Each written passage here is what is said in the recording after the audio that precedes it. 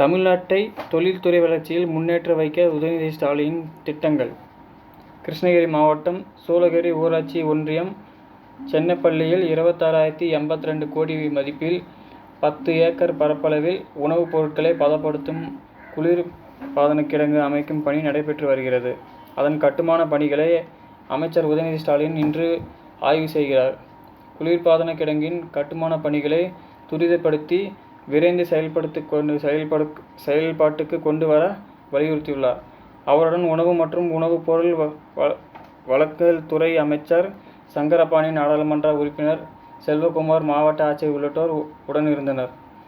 இதேபோல் கிருஷ்ணகிரி மாவட்டம் சூளகிரி மருதானப்பள்ளி கிராமத்தில் தமிழ்நாட்டு தொழில் முன்னேற்ற கழகம் சார்பில் சிப்காட் ஃபியூச்சர் மொபைலிட்டி பார்க்கை அமைக்க திமுக அரசு முடிவு செய்துள்ளது.